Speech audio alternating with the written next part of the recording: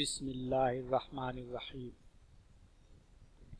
किसी चीज़ में पार्टिसिपेट करने, हिस्सा लेने या किसी चीज़ में इन्वॉल्व होने से पहले उस चीज़ के बारे में अच्छी तरह जान लेना, समझ लेना ज़रूरी होता है कि उसका नेचर क्या है, उसकी क्या सिफ़ात और खुसूसियात हैं, how does it works.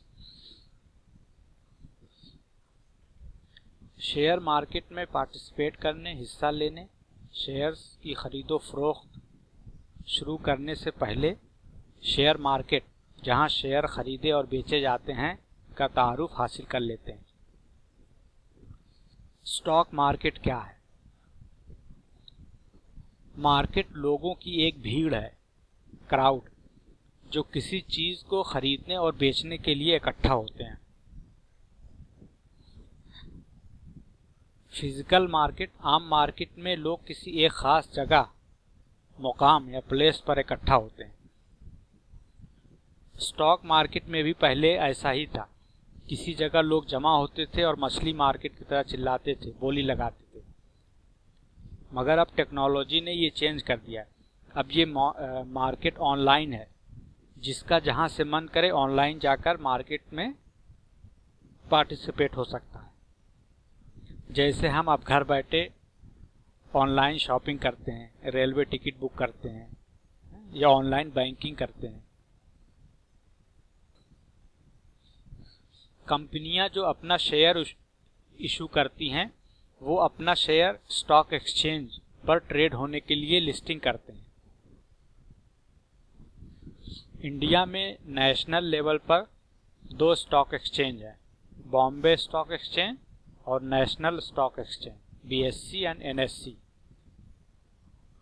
BSE सबसे पुराना एक्सचेंज है।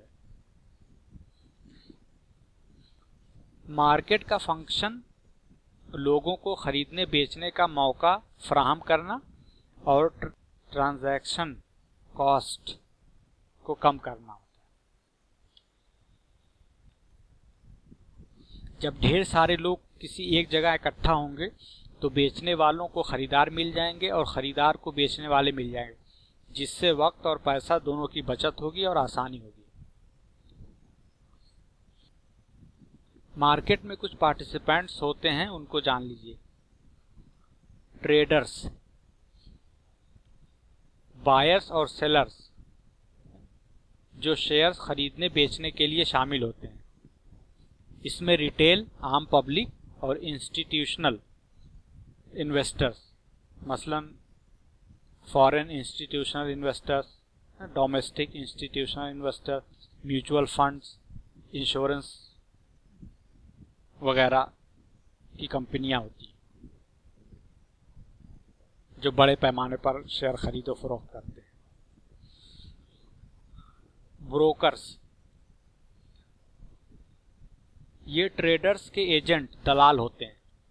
ये अपने अपने कस्टमर्स का ऑर्डर मार्केट में लाकर मैच करते हैं और एग्जीक्यूट करते हैं, मुकम्मल करते हैं और अपनी सर्विस खिदमात का कमीशन लेते हैं। हम रिटेल इन्वेस्टर्स को किसी एजेंट, ब्रोकर के थ्रू ही शेयर खरीदना पड़ता है। तकरीबन सभी बड़ी बैंक्स, SBI, ICICI, HDFC वगैरह ब्रोकर की खिदमात देती हैं और बहुत सी कंपनियां सिर्फ ब्रोकर ही होती हैं, मसलन India Infoline, share Khan, Motilal Oswal वगैरह। रेगुलेटर्स, जैसे आम मार्केट में पुलिस घूमती रहती है कि कोई क्रिमिनल एक्टिविटी ना होने पाए, वैसे ही स्टॉक मार्केट में भी रेगुलेटरी अथॉरिटी होती है जो मार्केट का रेगुलेशन करती है ताकि वो अच्छे से चलती रहे और कोई बड़ा या चालाक पार्टिसिपेंट किसी छोटे, किसी नए इन्वेस्टर का फायदा ना उठा ले। इन्वेस्टर्स को प्रोटेक्शन और मार्केट में धोखों, फ्रॉड, सिस्टमिक रिस्क से हिफाजत की ड्यूटी अंजाम देने के लिए रेगुलेटर्स होते हैं। इंडिया में सेबी स्टॉक मार्केट को रेगुलेट करती है।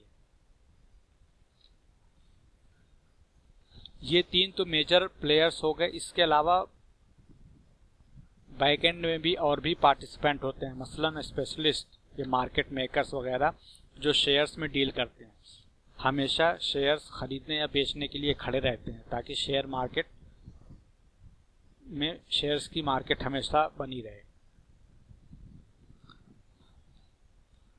स्टॉक मार्केट में एक बहुत अहम कॉन्सेप्ट है इंडेक्स, उसे समझ लें। पूरी मार्केट के हालात को समझने के लिए इंडेक्स बनाए जाते हैं। इसको ऐसे समझ सकते हैं, मान लीजिए किसी एक्सचेंज स्टॉक एक्सचेंज पर सिर्फ 3 स्टॉक हैं लिस्टेड हैं और आपको जानना हो या किसी को बताना हो कि आज मार्केट के क्या हालात रहे, तो आप इन तीनों शेयर्स की कीमत देखेंगे कि कौन घटा कौन बढ़ा और अंदाज़ा लगाएंगे कि मार्केट का के हालात क्या रहे। ये तो 3 शेयर्स हैं, आप देख सकते हैं, मगर अगर यही हजारों कंपनियों के शेयर्स होते तो आप क्या करते? उनको देखते देखते ही पूरा दिन निकल जाता। अच्छा, हमारी मिसाल के इन 3 स्टॉक्स के हालात को हम ऐसे भी देख सकते हैं कि तीनों की प्राइस जोड़कर उन्हें 3 से तकसीम करके डिवाइड करके एक एवरेज निकाल लें और सिर्फ उसी एक नंबर से अंदाज़ा लगाएं कि मार्केट आज कैसी रही। मसलन स्टॉक ए, बी और सी की प्राइस 10, 11 और 12 रुपया हो तो उनका टोटल 33 और टोटल को 3 से डिवाइड करेंगे तो 11, ये एवरेज आ जाएगा। अब ये एक नंबर हो गया।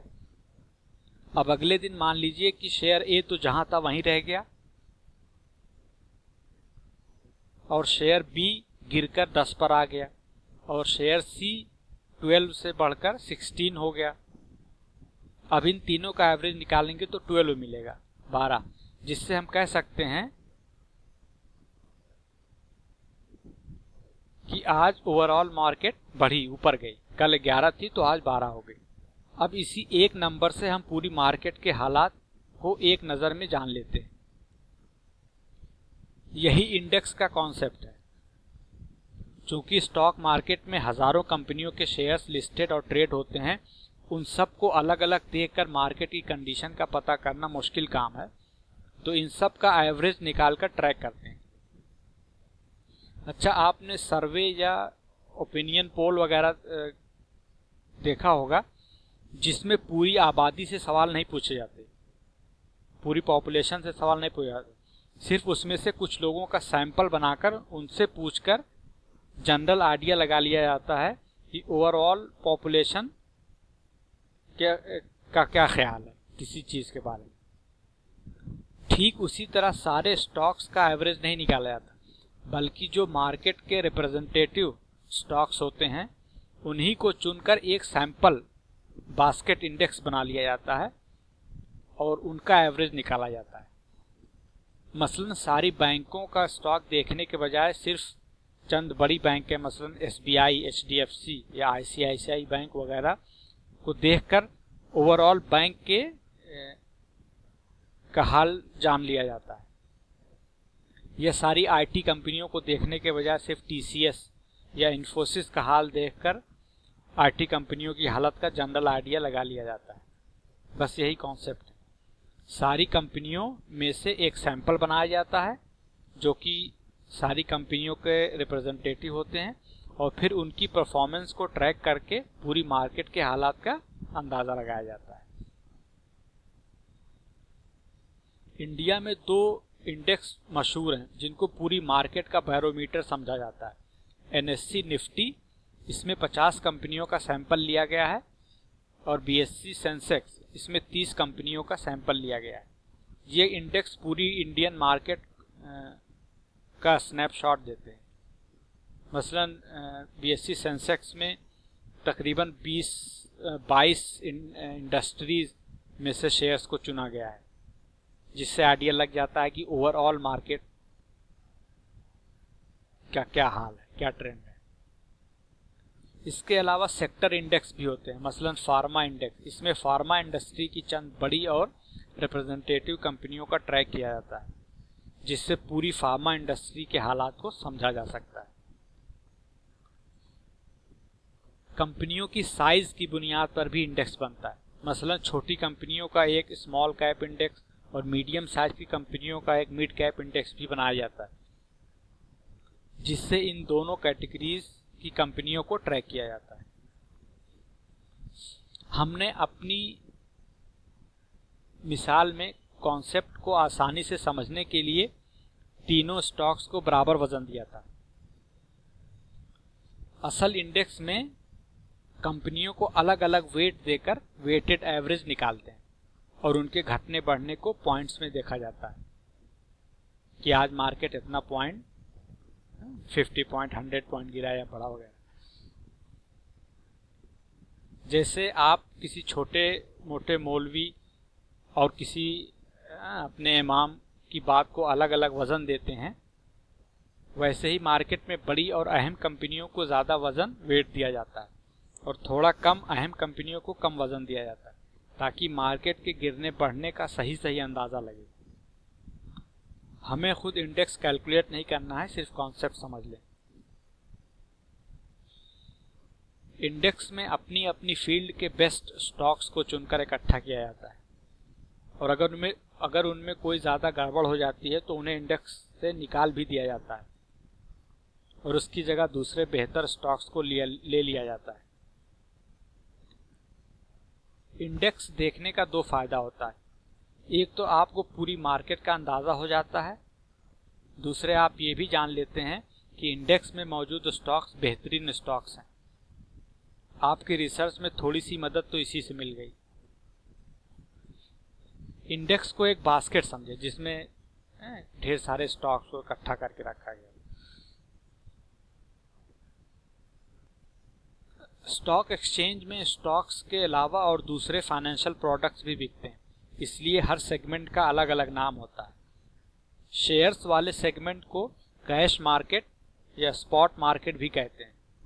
अगर आप कहीं कैश मार्केट या सीएम देखें तो समझ लें कि ये शेयर्स की बात हो रही है।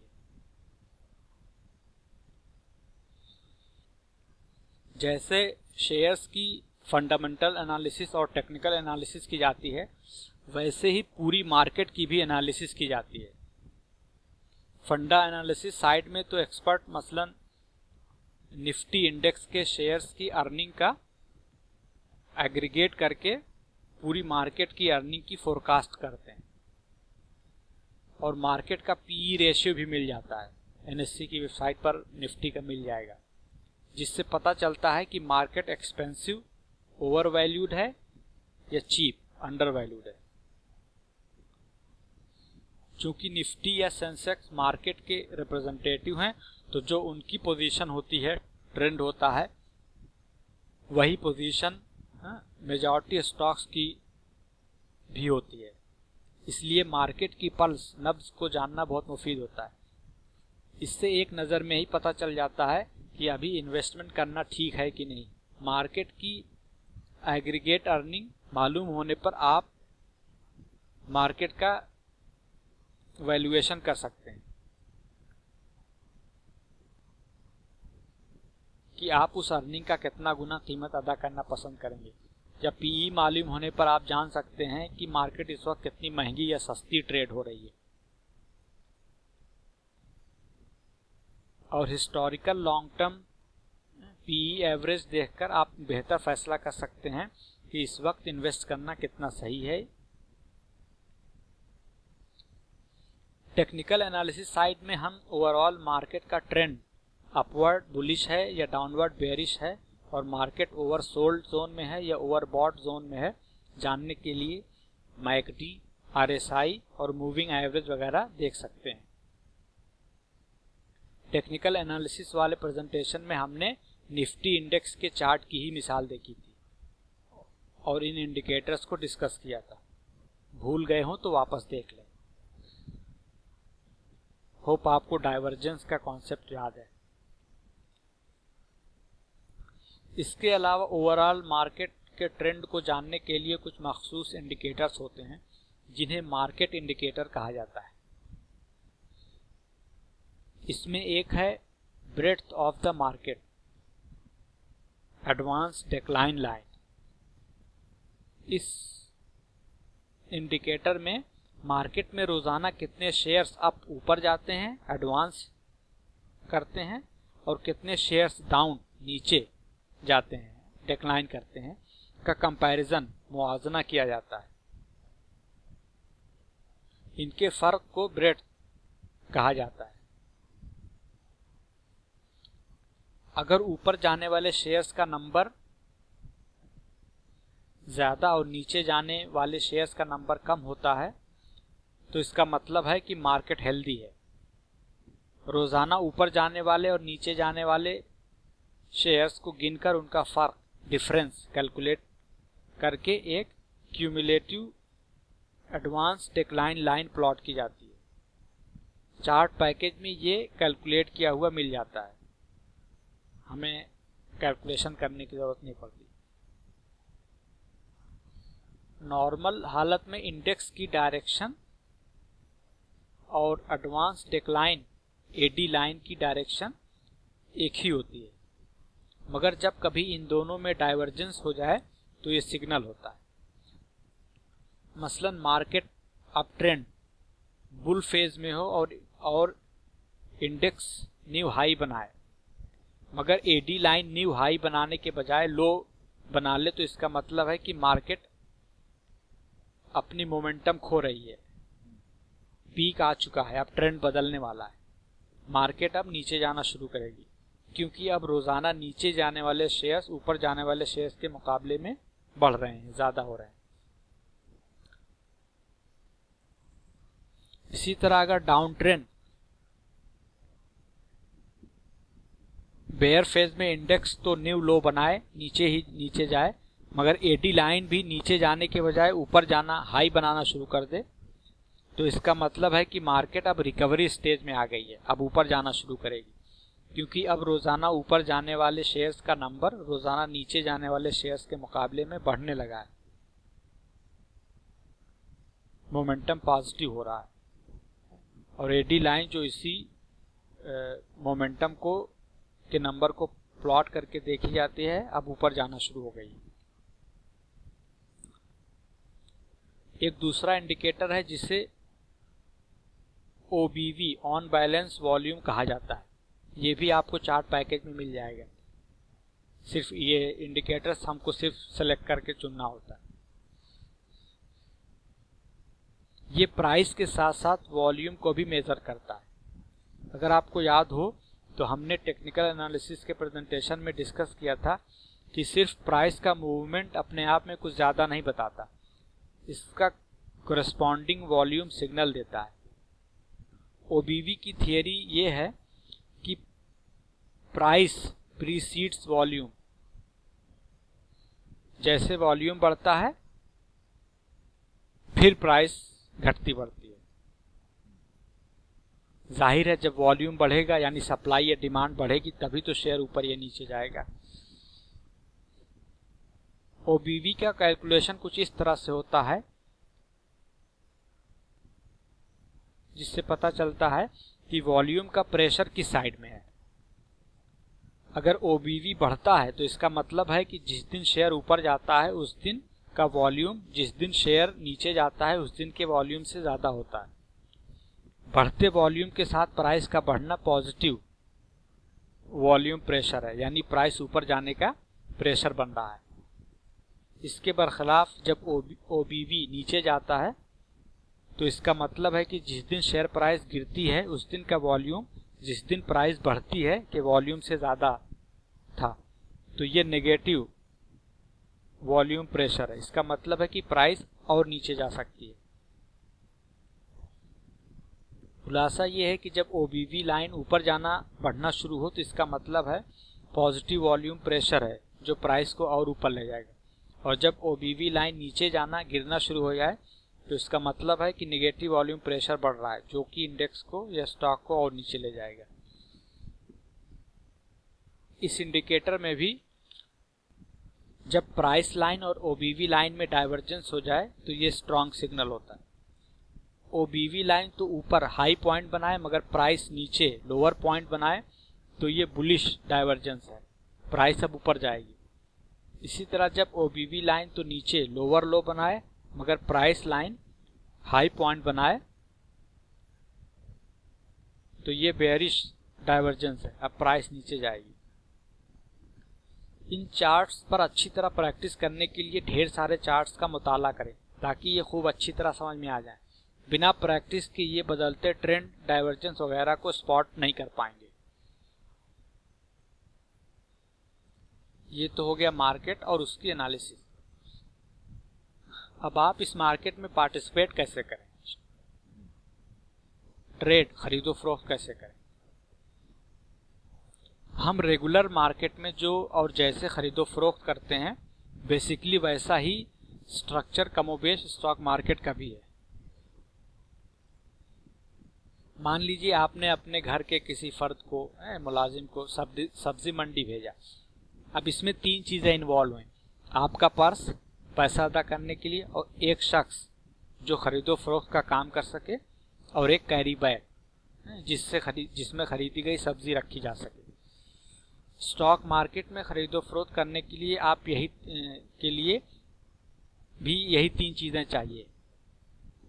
पर्स की जगह आप बैंक अकाउंट ले लेगा, क्योंकि इस मार्केट में पैसे का लेन देन ऑनलाइन होगा, नकद कैश नहीं। और एक शख्स पर्सन की जगह एक ब्रोकर ले लेगा जो आपके लिए खरीदो फरोख्त करेगा और अपनी खिदमत का कमीशन लेगा।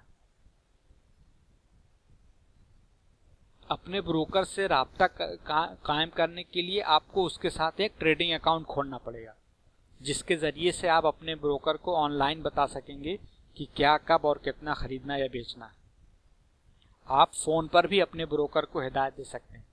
ये दोनों सहूलतें मुहैया की जाती हैं, जिससे आपको कहीं आने जाने की ज़रूरत नहीं है। बस ऑनलाइन जाइए, अपने ट्रेडिंग अकाउंट में लॉगिन कीजिए और जो शेयर खरीदना है, जितना खरीदना है और जिस कीमत पर खरीदना है का ऑर्डर प्लेस कर दीजिए। आपका ब्रोकर उस ऑर्डर हिदायत पर अमल करेगा और आपका ऑर्डर एग्जीक्यूट कर देगा। तीसरी चीज जो चाहिए वो है डीमैट अकाउंट, जिसमें आपका खरीदा गया शेयर रखा जाएगा। पुराने ज़माने में फिजिकल शेयर सर्टिफिकेट मिलता था, पेपर सर्टिफिकेट। उस वक्त जब आप शेयर खरीदते तो आपको पेपर सर्टिफिकेट मिल जाता, जिसे आप एक फोल्डर फाइल में रख लेते। मगर अब फिजिकल सर्टिफिकेट नहीं मिलता, बल्कि शेयर डीमैट फॉर्म में आपकी मिल्कियत में आ जाता है। रेलवे टिकट का केस देखिए, पहले कागज का टिकट मिलता था, अब भी मिलता है, मगर ऑनलाइन टिकट बुक कर लें तो ये इलेक्ट्रॉनिक PDF फॉर्म और SMS के जरिए कंफर्म हो जाता है कि आपने टिकट ले लिया है। और वो इलेक्ट्रॉनिक या PDF दिखाने या SMS दिखा देने से ही आपका सफर मुकम्मल हो जाता है, साबित हो जाता है कि आप उस टिकट के मालिक हैं। यही 3 अकाउंट आपके पास होने चाहिए। आपकी बैंक में एक सेविंग अकाउंट, जिससे आप खरीदो फरोख्त के लिए पैसा पे कर सकें या रिसीव कर सकें, और अपने ब्रोकर के साथ एक ट्रेडिंग अकाउंट, जिससे आप शेयर्स ऑनलाइन खरीद बेच सकें, और एक डीमैट अकाउंट जिसमें आप अपना खरीदा हुआ शेयर रख सकें। पैसा और शेयर 2 अलग अलग चीजें हैं, इसलिए इनको रखने का अलग अलग अकाउंट होगा। आप अपने डीमैट अकाउंट में पैसा नहीं रख सकते और बैंक अकाउंट में शेयर नहीं रख सकते। जब आप अपने ब्रोकर को फोन पर बोलकर या ऑनलाइन ट्रेडिंग अकाउंट में लॉगिन करके शेयर खरीदेंगे तो आपके बैंक अकाउंट से पैसा निकलेगा और आपके डीमैट अकाउंट में शेयर आ जाएगा। इसी तरह जब आप अपना खरीदा हुआ शेयर बेचेंगे तो आपके डीमैट अकाउंट से शेयर निकलेगा और बैंक अकाउंट में पैसा आ जाएगा, क्रेडिट हो जाएगा। इन तीनों अकाउंट्स को 3-in-1 अकाउंट के नाम से बहुत सारी बैंक्स जो ब्रोकर की खिदमात भी देती हैं अकाउंट खोलती हैं। इन अकाउंट्स को अलग अलग भी खोला जा सकता है, मसलन बैंक अकाउंट किसी बैंक के साथ और ट्रेडिंग और डीमैट अकाउंट किसी ब्रोकर के साथ। डीमैट अकाउंट वैसे तो खुलता है एक अलग फर्म के साथ, मगर बैंक या ब्रोकर ही इसको खुलवा देते हैं। तो ये दोनों ऑप्शन आपके पास हैं। चाहे तो किसी बैंक के साथ तीनों अकाउंट एक साथ खुलवा लें, तकरीबन सभी बड़ी बैंक ये फैसिलिटी देती हैं, और चाहे तो बैंक अकाउंट अपनी बैंक और ट्रेडिंग और डीमैट अकाउंट किसी शेयर ब्रोकर के साथ खुलवा लें और फिर अपना बैंक अकाउंट उसके साथ लिंक कर दें। इन अकाउंट्स के सिलसिले में कुछ अखराजात होते हैं, एक्सपेंसेस हैं, उनको जान लीजिए। बैंक के सेविंग अकाउंट के बारे में तो आप ऑलरेडी जानते हैं। डीमैट और ट्रेडिंग अकाउंट के खुलवाने में तकरीबन 750 रुपये फीस होती है।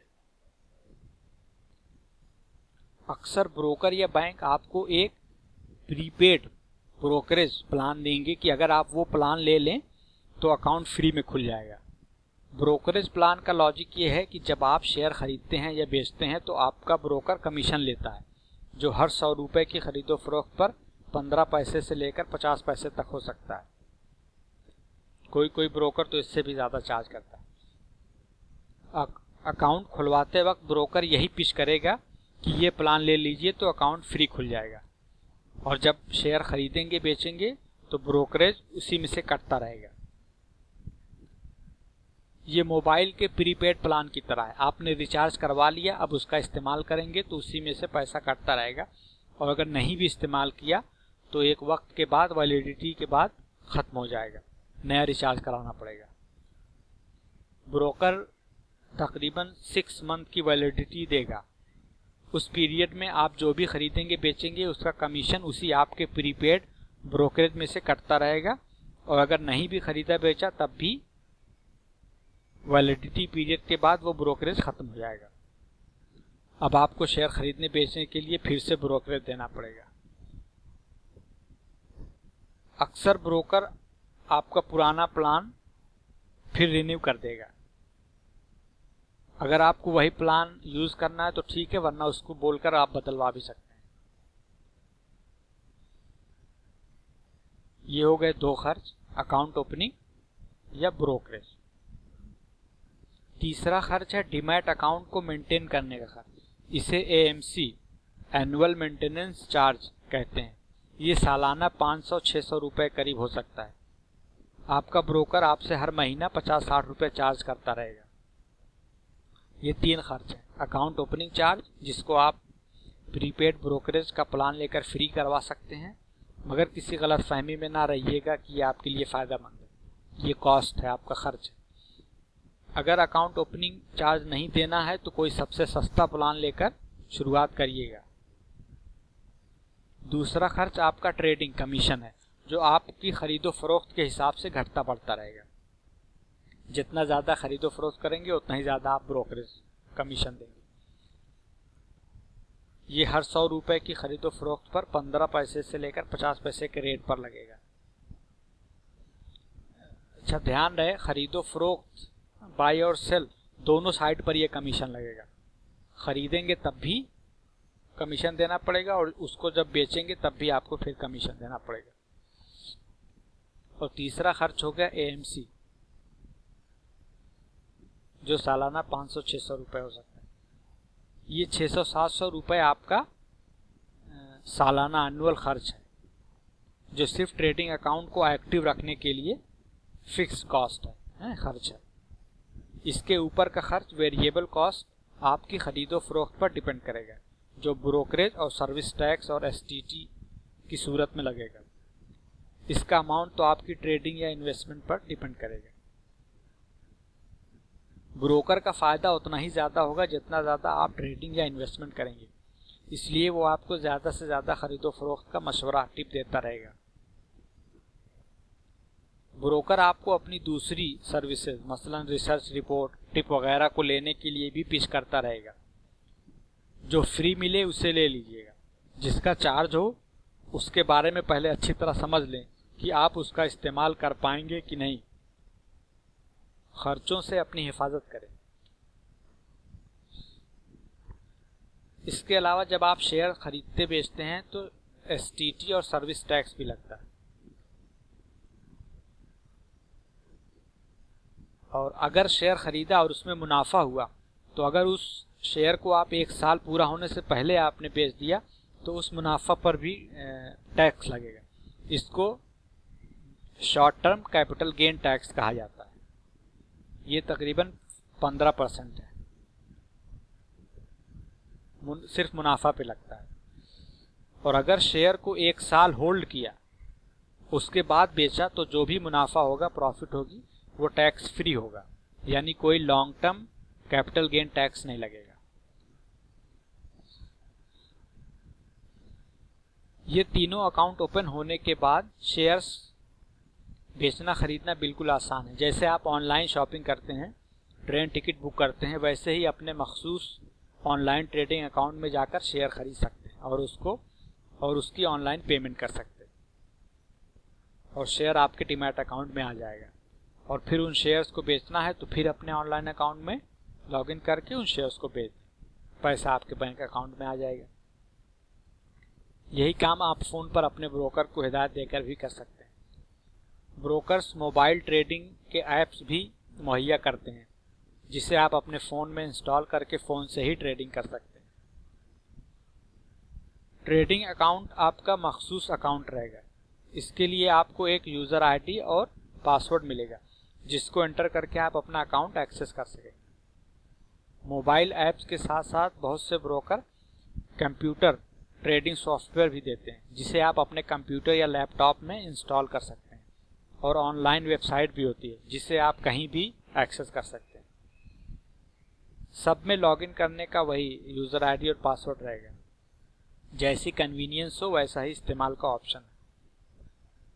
जिस ब्रोकर से अकाउंट खुलवाएं, उसी से अकाउंट ऑपरेट करने का डेमो देखकर अच्छी तरह समझ लें कि कैसे उसे ऑपरेट करना है, कैसे ख़रीदना है, कैसे बेचना है, कैसे पेमेंट करना है वगैरह जान लें। कैसे ऑर्डर डालना है और उसकी पेमेंट कैसे करना है अच्छी तरह समझ लें, सीख लें। आपका अकाउंट खुल गया, अब आप शेयर मार्केट में पार्टिसिपेट हो सकते हैं। शेयर मार्केट में इन्वॉल्व होने के लिए आपको कुछ टर्म्स का इल्म होना चाहिए। मान लीजिए आपको एक शेयर खरीदना है, तो उसके लिए आप अपने ब्रोकर को फ़ोन पर या ऑनलाइन ट्रेडिंग अकाउंट में जाकर,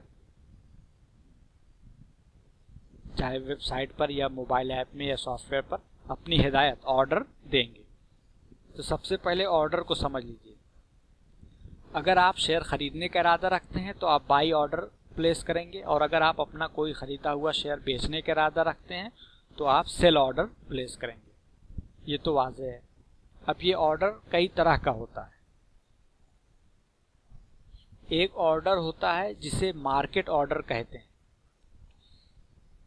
इसमें बेसिकली आप कहते हैं कि मुझे इतना शेयर खरीदना या बेचना है, जो भी अच्छी प्राइस अभी मार्केट में चल रही है उस प्राइस पर मेरा ऑर्डर एग्जीक्यूट कर दो, खरीद लो या बेच दो।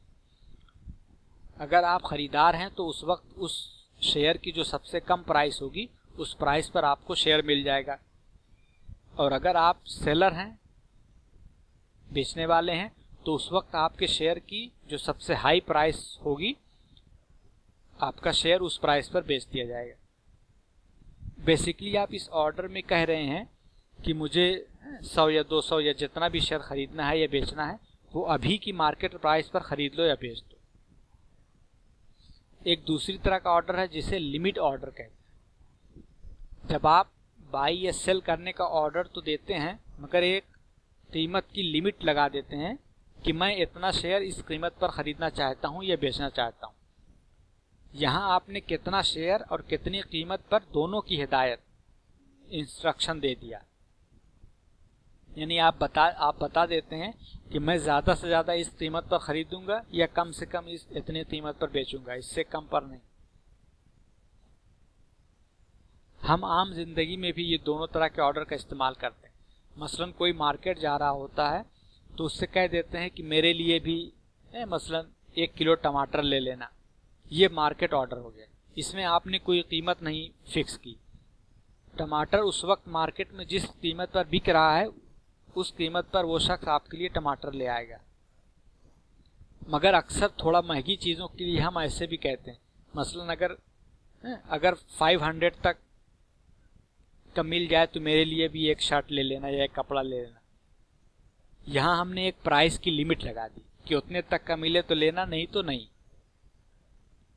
बस यही कॉन्सेप्ट स्टॉक मार्केट के ऑर्डर का है। मार्केट ऑर्डर का फ़ायदा ये है कि आपका ऑर्डर एग्जीक्यूट हो जाएगा, मुकम्मल हो जाएगा। मगर इसका नुकसान ये है कि आप जिस प्राइस को देखकर ख़रीदने बेचने का प्लान कर रहे थे ऑर्डर प्लेस करते करते वो प्राइस ऊपर नीचे भी जा सकती है। मार्केट हर सेकंड मूव करती रहती है, इसलिए आपका ऑर्डर थोड़ा ऊपर नीचे की प्राइस पर एग्जीक्यूट हो जाएगा। लिमिट ऑर्डर का फायदा ये है कि आपने जिस प्राइस पर खरीदने बेचने का ऑर्डर दिया है उसी प्राइस पर ऑर्डर एग्जीक्यूट किया जाएगा। मगर लिमिट ऑर्डर का नुकसान ये है कि अगर शेयर आपकी मेंशन की गई दी गई प्राइस पर नहीं आया तो आपका ऑर्डर एग्जीक्यूट नहीं होगा, ऑर्डर पर तकमील नहीं होगी। अच्छा, जो ऑर्डर आप देते हैं वक्त की बुनियाद पर उसको दो तरह से पुकारा जाता है। पहला है डे ऑर्डर। ये बाई या सेल ऑर्डर सिर्फ उसी एक दिन के लिए वैलिड होता है। मार्केट बंद होने के बाद ये ऑर्डर कैंसिल हो जाते हैं। मार्केट ऑर्डर तो अमूमन उसी वक्त एग्जीक्यूट हो जाते हैं जिस वक्त आप ऑर्डर प्लेस करते हैं, क्योंकि आप मार्केट प्राइस ही पर खरीदने के लिए तैयार हैं। मगर लिमिट ऑर्डर शेयर्स की उस खास कीमत पर आने के इंतजार में पड़े रहते हैं जो कीमत आपने मेंशन की होती है।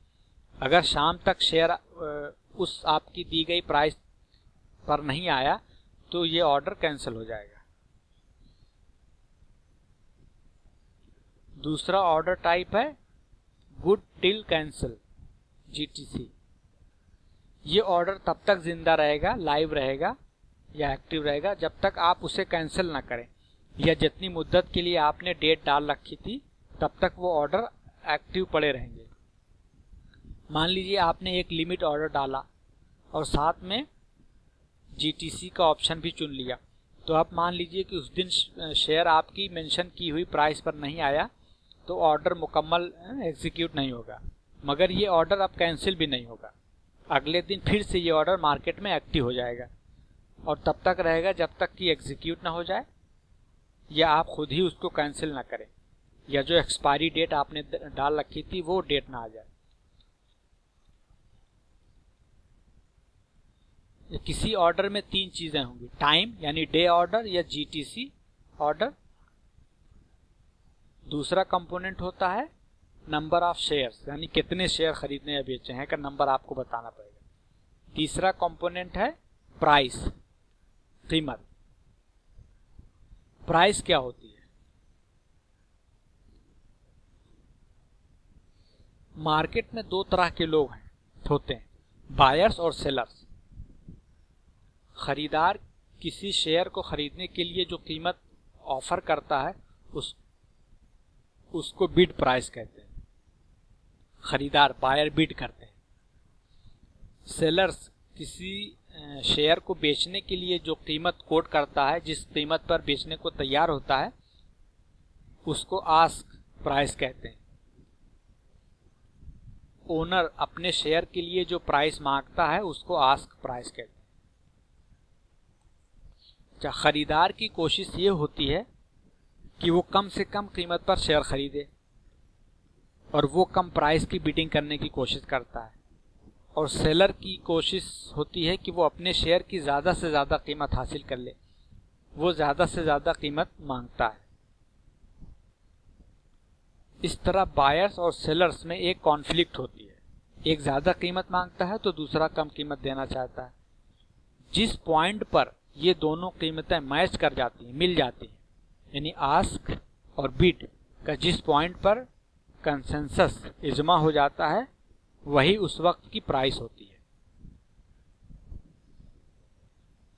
अगर आप बायर हैं तो आप आस्क प्राइस देखेंगे, क्योंकि यही वो प्राइस है जो उस शेयर के बेचने वाले मांग रहे हैं।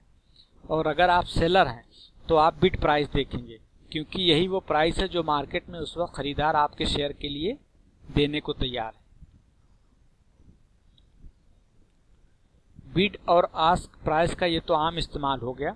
बिड और आस्क का एडवांस इस्तेमाल भी होता है। मसलन बिड प्राइस और आस्क प्राइस की स्प्रेड, यानी इन दोनों प्राइस के बीच कितना फर्क है, से किसी शेयर की लिक्विडिटी मालूम की जाती है। अगर बिड आस्क स्प्रेड कम है, यानी बिड प्राइस और आस्क प्राइस में ज़्यादा फर्क नहीं है, तो इस शेयर को लिक्विड कहा जाता है। यानी खरीदने बेचने वाले तकरीबन सेम प्राइस पर बिजनेस करने को तैयार हैं, तो शेयर फौरन खरीदा या बेचा जा सकेगा। अगर बिड आस्क स्प्रेड में बहुत ज़्यादा फर्क है, तो ये बताता है कि वो शेयर कम लिक्विड है, यानी बेचने वाला ज़्यादा हाई प्राइस मांग रहा है और ख़रीदने वाला बहुत लो प्राइस देने को तैयार है। तो शेयर ना ख़रीदा जा सकेगा न बेचा जा सकेगा, या ख़रीदने बेचने में टाइम लगेगा, जो कि अच्छा साइन नहीं है। प्राइस ही से रिलेटेड कुछ और टर्म्स आपको मार्केट में देखने को मिलेंगे। जब आप किसी शेयर की प्राइस देखेंगे तो आपको कुछ और प्राइस डेटा दिखेगा, मसलन 52 week high low. 52 week high low का डेटा ये बताता है कि उस पिछले साल में शेयर सबसे हाईएस्ट कितना गया था, यानी सबसे ऊपर कितना गया और सबसे लोवेस्ट कितना गिरा था।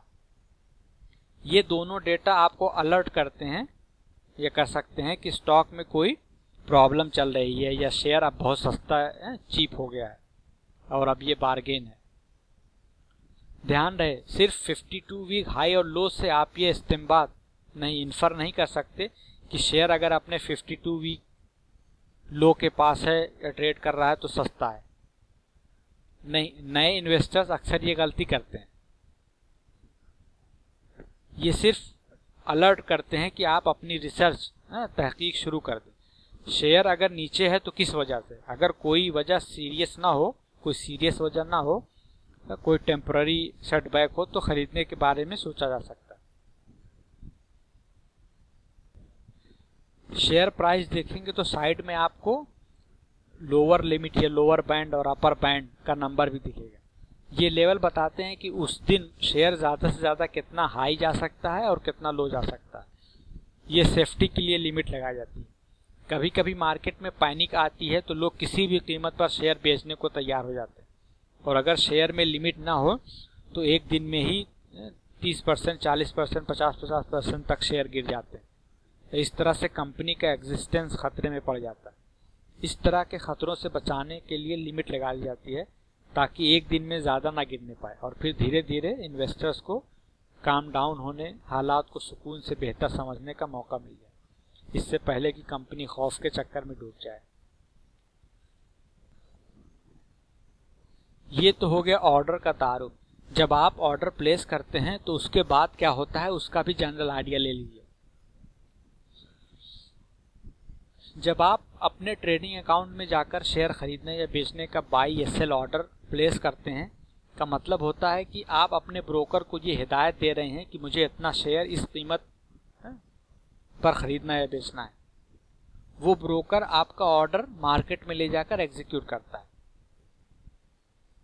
पुराने वक्त में आपका ब्रोकर मार्केट में जाता और वहां चिल्लाता कि मुझे शेयर एस प्राइस पी पर खरीदना है, कोई बेचने वाला है, या मुझे शेयर एस प्राइस पी पर बेचना है, कोई खरीदने वाला है।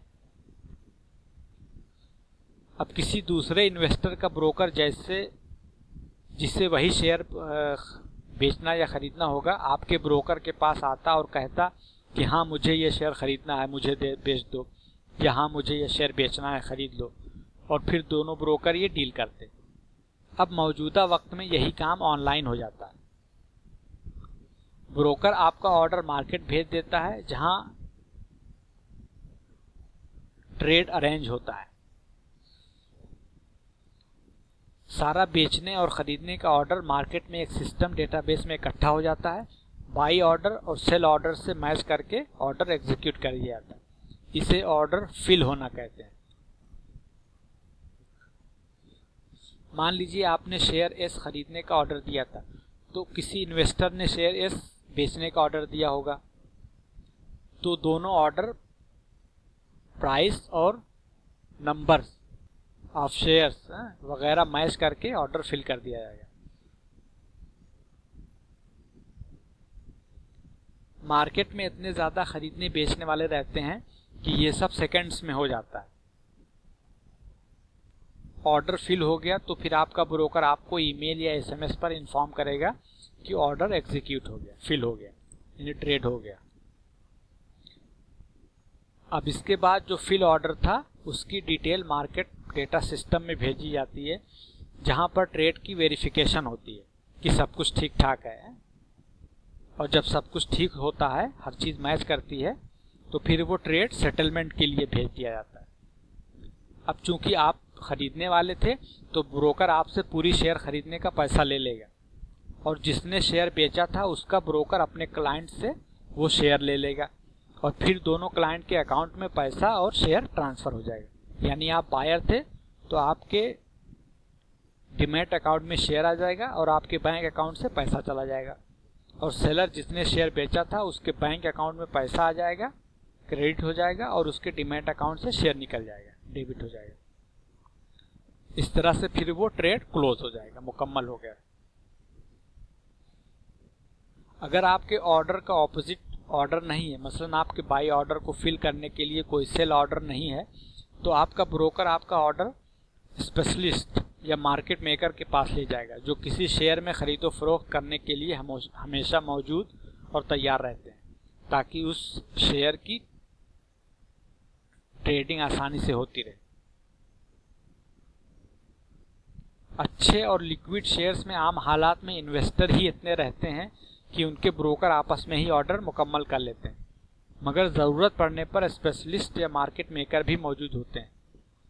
किसी बहुत एक्सट्रीम शॉक की कंडीशन में ऐसा होता है कि सिर्फ खरीदार हों, बेचने वाले ना हों, या सिर्फ बेचने वाले हों और ख़रीदने वाले ना हों। ये उमूमन देखने को बहुत कम मिलता है, मगर ये रिस्क रहता है, इसलिए अच्छी और ज़्यादा वॉल्यूम में ट्रेड होने वाली कंपनियों में इन्वेस्टमेंट करना बेहतर होता है। कुछ छोटे छोटे टर्म्स कॉन्सेप्ट्स हैं, उनको भी जान लीजिए। जैसे घर ज़मीन एसेट हैं, असासा हैं, वैसे ही शेयर भी एक एसेट है। घर ज़मीन वगैरह फिजिकल एसेट हैं, शेयर्स को फाइनेंशियल एसेट कहते हैं। इन्हें फाइनेंशियल सिक्योरिटीज भी कहा जाता है। शेयर खरीदने को गोइंग लॉन्ग भी कहा जाता है, और शेयर बेचने को गोइंग शॉर्ट भी कहा जाता है। शेयर मार्केट में एक प्रैक्टिस है जिसे शॉर्ट सेलिंग कहा जाता है। कोई चीज आपके पास ना हो और आप उसको उधार लेकर बेच दें को शॉर्ट सेलिंग कहते हैं। जब ट्रेडर्स को ये लगता है कि कोई शेयर अब गिरने वाला है और वो शेयर उनके पास नहीं रहता, तो जिसके पास रहता है उनसे उधार लेकर मार्केट में बेच देते हैं, और जब वो शेयर वाकई नीचे गिर जाता है तो सस्ते में खरीद कर जिससे उधार लिया था उसको वापस कर देते हैं। इस तरह से मुनाफा कमाते हैं। मसलन कोई शेयर 100 रुपए पर बिक रहा है अभी करंटली, और किसी को लगता है कि अब ये गिरने वाला है, तो वो किसी से मान लीजिए 100 शेयर उधार लेकर 100 रुपए के रेट पर बेच देंगे, और जब बाद में शेयर वाकई गिर गया, मसलन 80 रुपए पर आ गया, तो वापस खरीद कर जिससे उधार लिया था उसको 100 शेयर वापस कर दिया, और इस प्रोसेस में वो 20 रुपया पर शेयर कमा लेते हैं। हम यहाँ ट्रांजैक्शन कॉस्ट और टैक्स वगैरह को नहीं कंसीडर कर रहे। शेयर मार्केट रोजाना घटती बढ़ती रहती है। अगर ये घटना बढ़ना एक ट्रेंड बन जाए और मार्केट 20% या उससे ज़्यादा ऊपर चली जाए, तो कहते हैं कि ये बुल मार्केट है। 4-5% का करेक्शन हो, गिरावट आए और फिर मार्केट ऊपर जाना शुरू कर दे, और इस तरह ओवरऑल मार्केट ऊपर ही जा रही हो, तो कहेंगे कि मार्केट अभी बुल फेज में है। इसी तरह अगर मार्केट अपनी हाई पॉइंट से 20% नीचे गिर जाए तो उसे बेयर मार्केट कहते हैं। ये बुल मार्केट या बेयर मार्केट एक सीधी लाइन में ऊपर या नीचे नहीं जाती, बीच बीच में 2-4% का करेक्शन या रिकवरी होती रहती है, मगर as long as overall trend up है या डाउन है तो उसे बुल मार्केट या बेयर मार्केट कहा जाता है। अक्सर न्यूज़ वगैरह में आप ये दोनों टर्म्स सुनेंगे कि बुल मार्केट चल रही है, बेयर मार्केट चल रही है। फाइनेंशियल पोर्टल्स, वेबसाइट और बिजनेस न्यूज़ चैनल्स वगैरह पर आपको एक और चीज़ देखने को मिलेगी, टिकर सिंबल। जैसे स्टूडेंट्स का एक नाम होता है, मगर स्कूल में उनका एक रोल नंबर होता है जो उनकी अटेंडेंस से लेकर एग्ज़ाम पेपर पर उनकी पहचान का काम करता है, वैसे ही कंपनियों का स्टॉक एक्सचेंज पर एक टिकर सिंबल होता है। ज़्यादातर जो नाम होता है उसका मेन लेटर्स या मिलता जुलता कुछ टिकर होता है। मसलन रिलायंस का टिकर है RIL, इन्फोसिस का टिकर है इन्फी। बीएससी पर कंपनियों को एक नंबर अलॉट किया जाता है, इसका भी इल्म रखें। टिकर पर प्राइस दिखाने में सिर्फ यही टिकर सिंबल और इसके आगे गिर रहा है शेयर तो रेड में या बढ़ रहा है प्राइस तो ब्लैक या ब्लू में प्राइस दिखाई जाती है। इसके अलावा आपको अक्सर फाइनेंशियल डेटा मसलन अर्निंग पर शेयर के आगे ब्रैकेट में टीटीएम दिखेगा, ट्रेलिंग 12 मंथ। इनकम स्टेटमेंट में सालाना ईपीएस दिखाया जाता है, मगर मान लीजिए कि आप नए साल के 10वें महीने में कंपनी की रिसर्च कर रहे हैं तो पिछले साल मार्च का अर्निंग पर शेयर देखने से आपको पता नहीं चलेगा कि उस डेट और इस मौजूद डेट तक कंपनी के साथ क्या हुआ,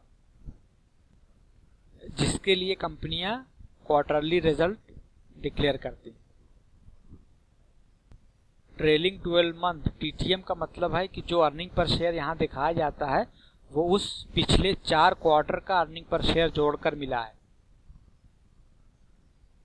ये फिगर इनकम स्टेटमेंट्स के अर्निंग पर शेयर के फिगर से डिफरेंट होगा। अब आपके पास शेयर मार्केट में पार्टिसिपेट होने के सारे रूल्स और टूल्स हो गए।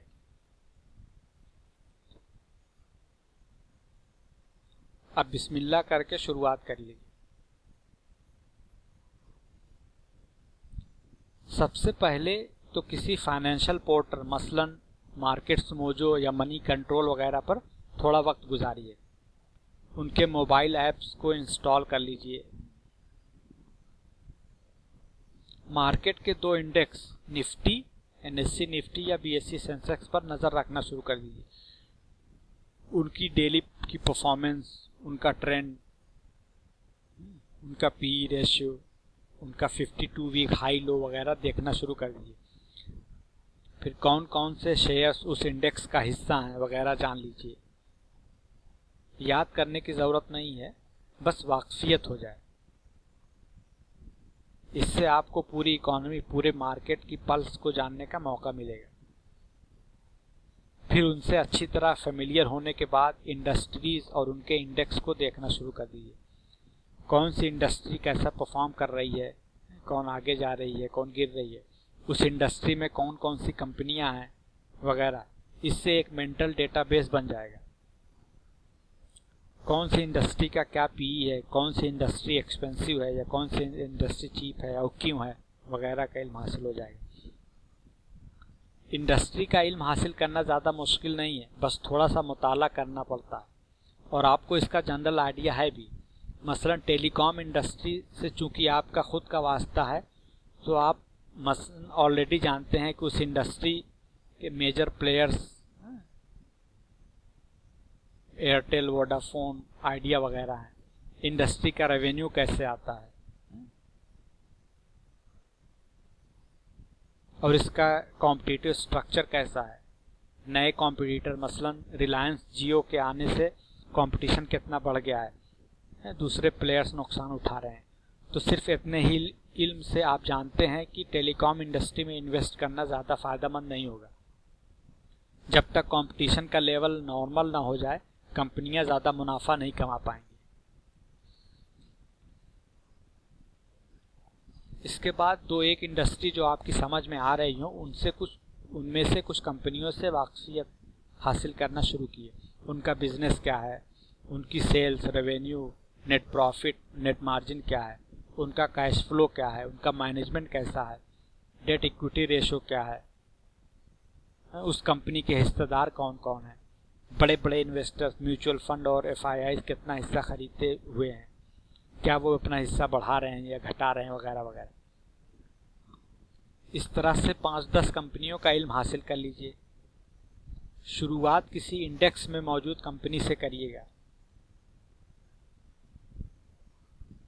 क्योंकि इंडेक्स में अपनी अपनी फील्ड की बेहतरीन कंपनियों को चुना जाता है।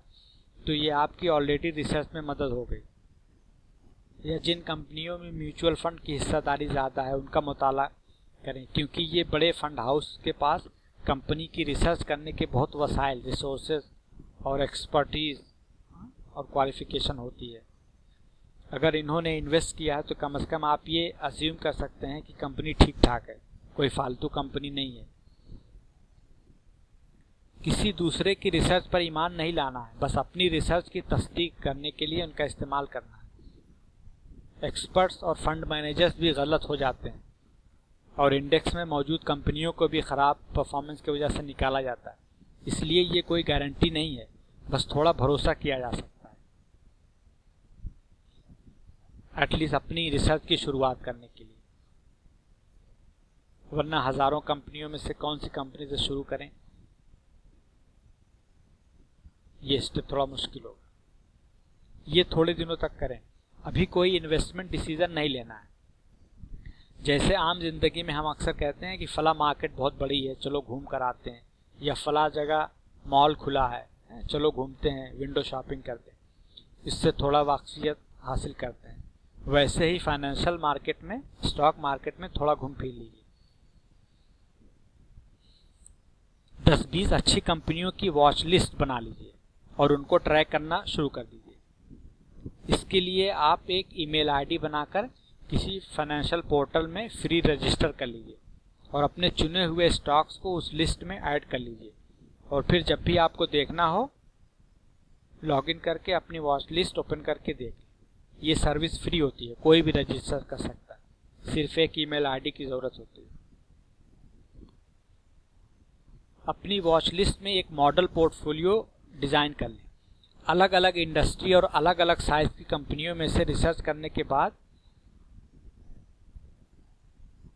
जो अच्छी हों उनको अपनी वॉच लिस्ट में ऐड कर लें और उनसे खूब फेमिलियर होने के लिए ट्रैक करना शुरू कर दें। मसलन कंज्यूमर डिस्क्रिशनरी इंडस्ट्री से Maruti, Tata motor, Titan. Consumer staples में से Hindustan Unilever, Marico, Nestle, Dabur, Godrej consumer वगैरह। एनर्जी इंडस्ट्री से ओएनजीसी, रिलायंस, बीपीसीएल वगैरह। हेल्थ केयर इंडस्ट्री आप पहले ही देख चुके हैं। इंडस्ट्रियल्स में से LNT, GMR infra, Jain irrigation. Shipping की कंपनियां वगैरह हैं।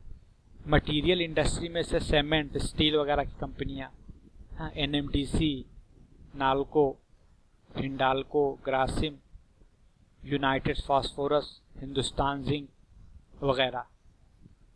टेक्नोलॉजी इंडस्ट्री में से TCS, Infosys, HCL tech Mahindra, Wipro वगैरह। टेलीकॉम इंडस्ट्री में से Airtel, MTNL, on mobile global वगैरह। यूटिलिटीज इंडस्ट्री में से NTPC, Tata power, Reliance infra वगैरह। चुनकर एक मॉडल पोर्टफोलियो बास्केट बना लें और उनको वॉच करना शुरू कर दें। वो कैसे परफॉर्म करते हैं, कब ऊपर जाते हैं, कब गिरते हैं, क्या फैक्टर्स उनको अफेक्ट करते हैं वगैरह का इल्म उनको ट्रैक करते रहने से हासिल हो जाएगा।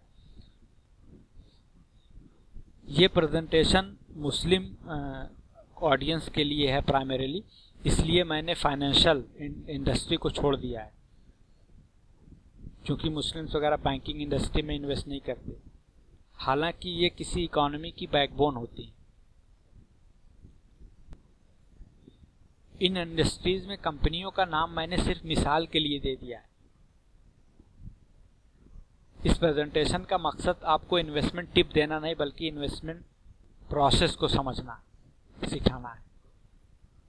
और दूसरे पता नहीं कौन कब ये वीडियो देखेगा, इसलिए किसी मखसूस कंपनी का मशवरा देना बेमतलब है। सिर्फ इंडस्ट्री पर फोकस करें और उनमें से कंपनियां आप खुद चुन सकते हैं। इंडस्ट्रीज के अलावा आप कंपनी की साइज की बुनियाद पर भी कंपनियों को चुन सकते हैं। मसलन हर इंडस्ट्री में कुछ बड़ी लार्ज कैप कंपनियां, कुछ मिड कैप और कुछ स्मॉल कैप कंपनियां चुन ले। इंडस्ट्री का कॉन्सेप्ट ऐसे समझ सकते हैं, मुल्क की आबादी को खाना, दवा, तेल, साबुन चाहिए, यानी कंज्यूमर स्टेपल्स इंडस्ट्री। कहीं आने जाने के लिए सवारी चाहिए, 2 व्हीलर, 4 व्हीलर, जहाज, एयरलाइन, ऑटो इंडस्ट्री, ये कंज्यूमर डिस्क्रिशनरी इंडस्ट्री का हिस्सा है।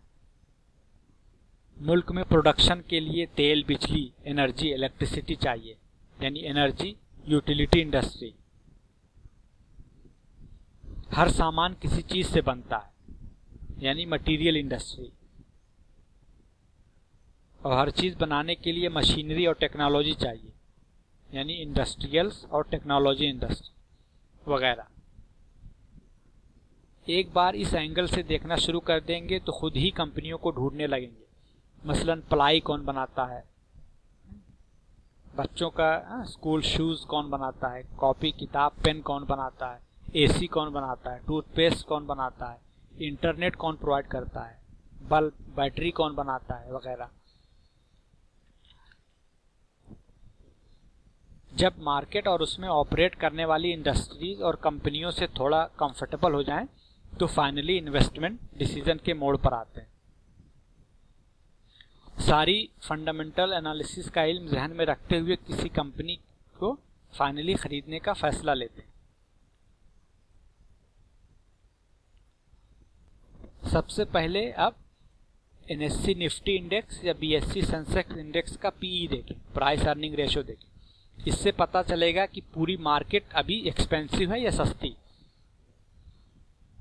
अगर मार्केट एक्सपेंसिव है, मसलन अगर सेंसेक्स का पीई रेशियो 15-16 से ऊपर है, तो इसका मतलब तो ये इसका लॉन्ग टर्म एवरेज देखते हुए एक्सपेंसिव है। अगर मार्केट एक्सपेंसिव है तो इसका मतलब है कि अभी ज़्यादातर कंपनियां भी महंगी होंगी। इसका ये मतलब नहीं है कि कोई सस्ती अंडर वैल्यूड कंपनी नहीं मिलेगी, मगर अब आपको थोड़ा ज़्यादा ढूंढना पड़ेगा। ये कोई ज़रूरी नहीं है कि आपको हर रोज़ हर हफ्ता एक इन्वेस्टमेंट करने लायक कंपनी मिले। मार्केट अगर महंगी है तो साइड में इंतज़ार कर लें। इसके बरखिलाफ अगर मार्केट चीप है तो इसका मतलब होगा कि अब आपको अच्छी अंडर वैल्यूड कंपनियों का पाना इजी हो जाएगा। ये इन्वेस्टमेंट सीजन है। इसके बाद निफ्टी या सेंसेक्स का वीकली और डेली चार्ट और टेक्निकल इंडिकेटर मैकडी आरएसआई लगाकर देखिए कि ट्रेंड क्या है। अभी चार्ट से बाई करने का सिग्नल मिल रहा है या सेल करने का।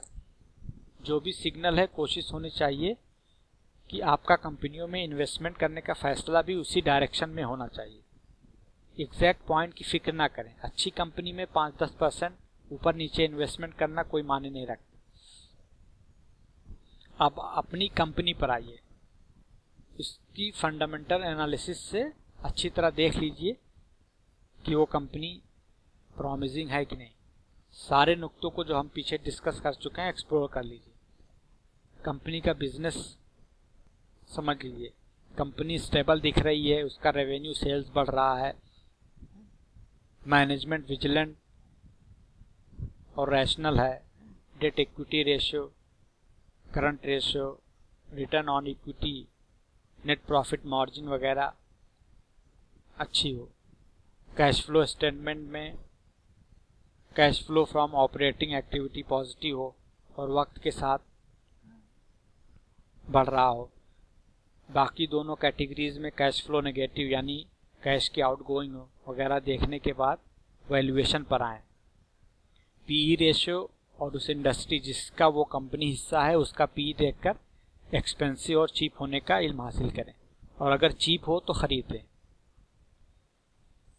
ये खरीदने वाला खरीदना नहीं है। अभी पेपर ट्रेडिंग का ये शेयर सचमुच नहीं खरीदिए, बल्कि एक डायरी में नोट कर लीजिए कि इस तारीख को इतनी कीमत पर इतना शेयर खरीद लिया है। अब उस शेयर को और खुद अपने आप को मॉनिटर करना शुरू कर दीजिए। आगे देखिए कि ये शेयर ऊपर जा रहा है या नीचे जा रहा है। आपका इन्वेस्टमेंट डिसीजन सही निकला या गलत निकला, और आप कैसा फील कर रहे हैं। खौफ महसूस कर रहे हैं या लालच महसूस कर रहे हैं, ये भी नोट कर लें। इसे हल्का ना ले। शेयर मार्केट में कामयाब होने के लिए आइंस्टाइन का ब्रेन नहीं चाहिए, बल्कि एक डिसिप्लिन और पेशेंट पर्सनालिटी की ज़रूरत होती है। वैसे तो हम सब अपने बारे में बड़ी अच्छी राय रखते हैं, मगर असलियत कुछ और होती है। शेयर खरीदने के बाद शेयर की परफॉर्मेंस से आपके साथ जो भी हो रहा है उसे नोट करना शुरू कर दें। बाद में कहाँ गलती हुई और एरियाज ऑफ डेवलपमेंट क्या हैं जानने में मदद मिलती है। याददाश्त पर भरोसा ना करें, लिख लें। थोड़े वक्त तक पेपर ट्रेडिंग ऐसे करें। अब उसके बाद स्टेक थोड़ा और हाई करिए, एक दूसरा शेयर खरीदे, यही पेपर ट्रेडिंग, असली वाला खरीदना नहीं। मगर इस बार खुद से वादा करें, प्रॉमिस करें कि शेयर में जो भी नुकसान होगा, जितना भी नुकसान होगा, उतना पैसा किसी मस्जिद मदरसे में डोनेट कर देंगे।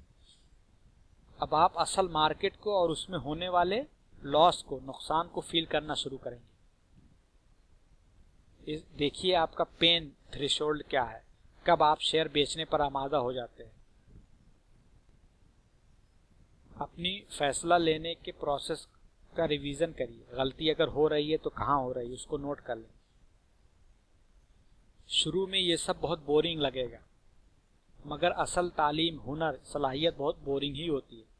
इसीलिए तो बहुत थोड़े से लोग ही हर फील्ड में कामयाब होते हैं। इस लेवल पर थोड़ा वक्त दीजिए और अपने को एजुकेट करिए, फिर जाकर असल खरीदो फरोख्त, बाय और सेल शुरू करिए। शुरुआत 5-10 हज़ार से करें। हिचकिचाने घबराने की बिल्कुल ज़रूरत नहीं है। जो तजर्बा, जो इल्म आप हासिल कर लेंगे वो आपके काम आएगा। शेयर्स में रिस्क तो होता है, इससे किसी को इनकार नहीं है और ना कोई भूले, मगर रिस्क को कंट्रोल करना, मैनेज करना आपके हाथ में है। इन्वेस्टमेंट के कुछ टाइमलेस रूल्स, सुनहरे उसूल हैं, उनको जान लीजिए। ये आपका रिस्क कम करने और रिटर्न बढ़ाने में मदद देंगे। कोई भी मार्केट और स्टॉक का मुस्तकबिल नहीं बता सकता। किसी बिजनेस की, स्टॉक की वैल्यू का फैसला उसकी कैश फ्लो जनरेट करने की सलाहियत से होता है। कितना कैश फ्लो कंपनी कमाएगी और किस रेट से ये बढ़ेगा के इल्म से ही हम जानेंगे कि कंपनी की असल वर्थ, वैल्यू क्या है। इसी फ्यूचर कैश फ्लो को मुकम्मल यकीन से ना जानना, यही अनसर्टेनिटी है और यही अनसर्टेनिटी ही शेयर में इन्वेस्ट करने का रिस्क होता है। चूंकि मुस्तकबिल को कोई भी पूरे यकीन से नहीं जान सकता, तो रिस्क हमेशा रहेगा। इस रिस्क को सिर्फ मैनेज किया जा सकता है। कभी भी हाई रिटर्न की बात हो तो उसके साथ हाई रिस्क को कभी ना बोलें। जो इन्वेस्टमेंट आपको हाई रिटर्न देगा उसका रिस्क भी हाई होगा। अगर कोई आपको कुछ और बता रहा है तो वो या तो जाहिल है, जानता ही नहीं, या धोखेबाज है, आपको धोखा दे रहा है। अगर आप ज्यादा रिस्क के लिए तैयार हैं तभी ज्यादा रिटर्न वाले एसेट में इन्वेस्ट करें। अगर आप 10 इन्वेस्टमेंट फैसला करें, इन्वेस्टमेंट डिसीजन लें और उसमें से 5 गलत साबित हो जाए और सिर्फ 5 सही साबित हो, तो आप एक कामयाब इन्वेस्टर हैं। अच्छे एक्सपर्ट्स का यही हाल है। बस ये ध्यान रहे कि जो फैसला गलत निकला वो आपको ज्यादा नुकसान न पहुंचाने पाए। उनको थोड़े से ही नुकसान पर बेच दें और जो फैसला सही साबित हो उसको बढ़ने के लिए छोड़ दें। इतना कर लें तो आप कामयाब इन्वेस्टर हैं। गलत फैसले से ना डरें। हमेशा बिल्कुल सही फैसला लेने का इंतजार करेंगे तो उम्र निकल जाएगी और एक भी फैसला नहीं ले पाएंगे। बस अपने गलत फैसले को जारी ना रहने दें, उसको ज्यादा नुकसान ना पहुंचाने दें। जो भी थोड़ा बहुत नुकसान हुआ है उसे सहकर उस शेयर से निकल जाएं।